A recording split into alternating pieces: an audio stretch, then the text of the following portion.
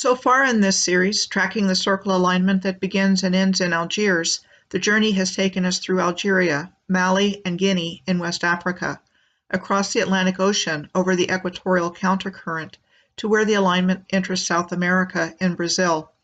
The last video ended in Manaus, Brazil, the largest city in the Amazon rainforest. My name is Michelle Gibson. The starting point on the alignment for this video is Concordia, a town in the Colombian Department of Antioquia in the southwestern subregion of the department. It is said to have been founded in 1830.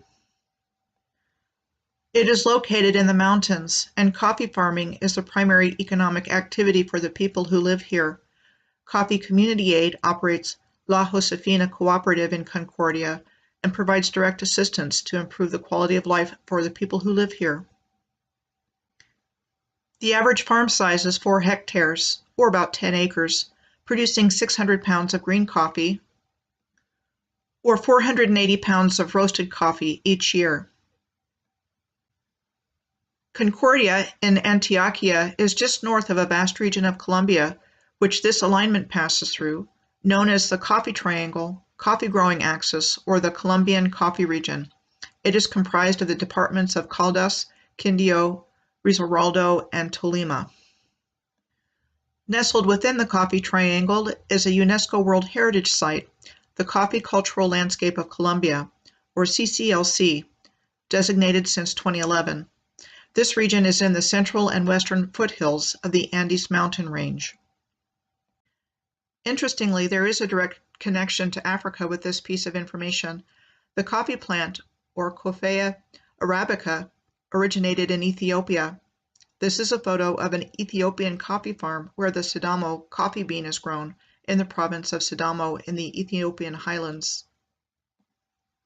It is said, however, to have spread through the Arab and European worlds in the 16th and 17th centuries, and that it came to South America in the 18th century.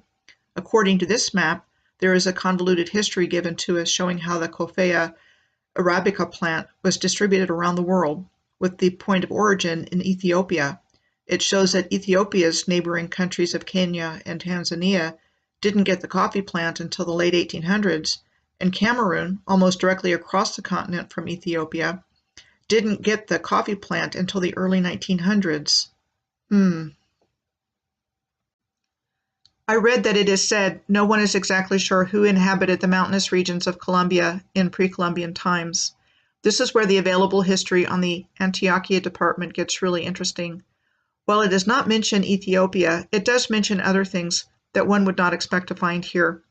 For one thing, the Spanish to English translation of Antioquia is Antioch.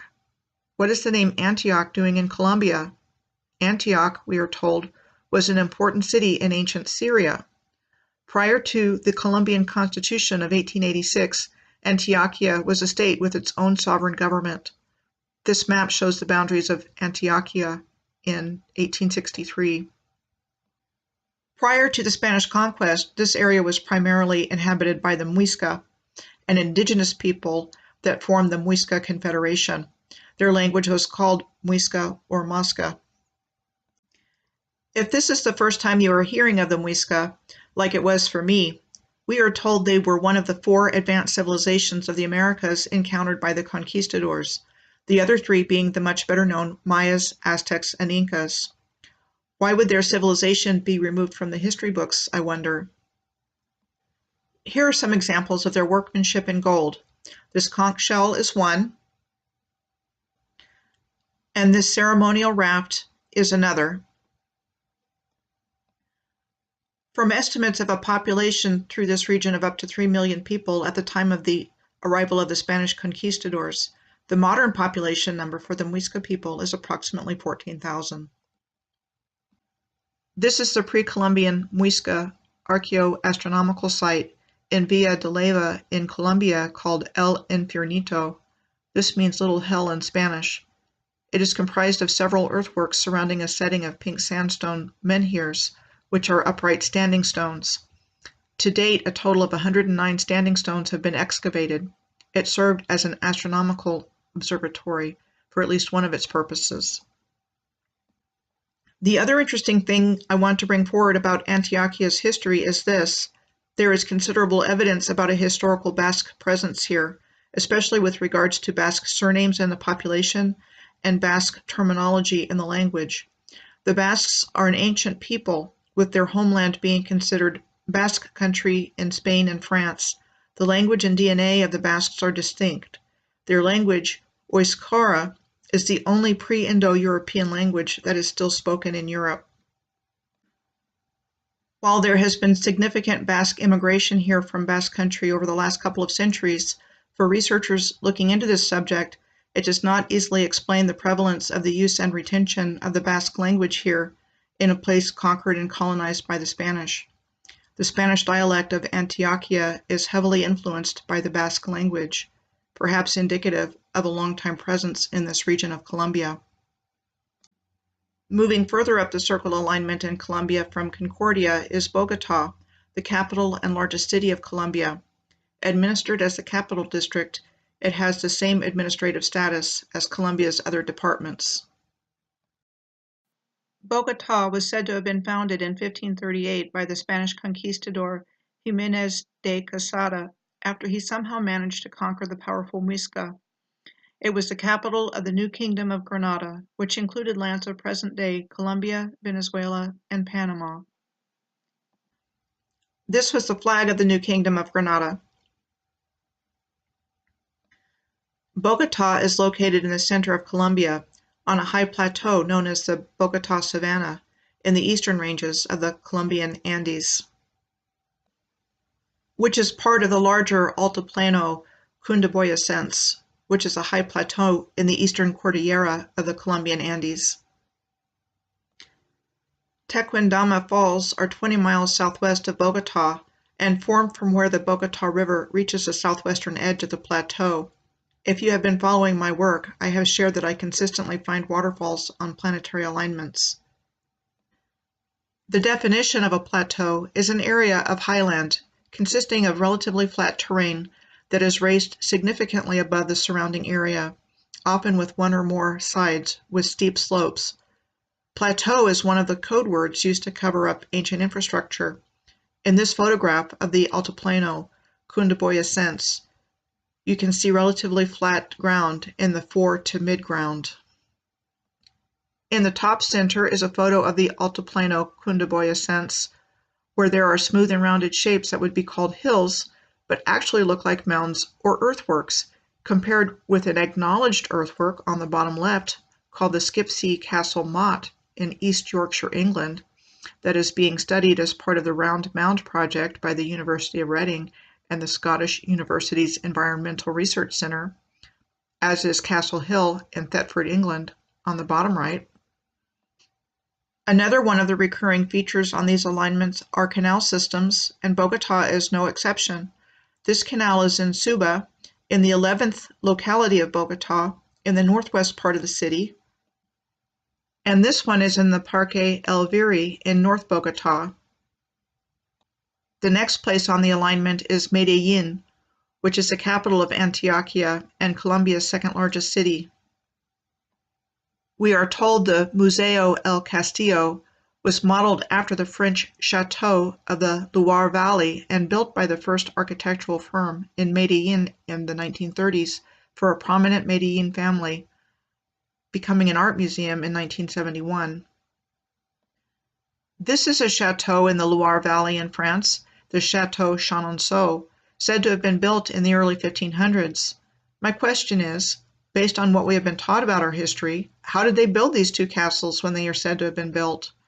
We are not supposed to have had advanced building technology in these eras, and we can't even build with stone like this today. I think something is going on with falsely attributing builders all over the world. See my dedicated video on this subject, Castles and Ruins in North America, for more information on why I say this. Here's another example of what I'm talking about. This is the Uribe Palace of Culture in Medellin's Botero Plaza. The Uribe Palace of Culture in Medellin is said to have been built between 1925 and 1932, compared with the Seo, or Cathedral of San Salvador in Zaragoza, Spain, said to have been consecrated in 1318. The Seo is part of the UNESCO World Heritage Site Mudéjar Architecture of Aragon. Mudéjar is the name given to Moors of El Andalus during the Christian Reconquista. While the Moors are given credit in our history books for ruling Spain from 711 AD to 1492 AD, we are pretty much given the same dates for the time period of the Christian Reconquista. One more thing I want to share before leaving the Medellin area. This is the stone of El Peñol in Guatapé, Colombia, which is a short distance east of Medellin in Antioquia. The new town of El Peñol claims the granite monolith as their own too, and the old town of El Peñol is underwater because of a hydroelectric dam project.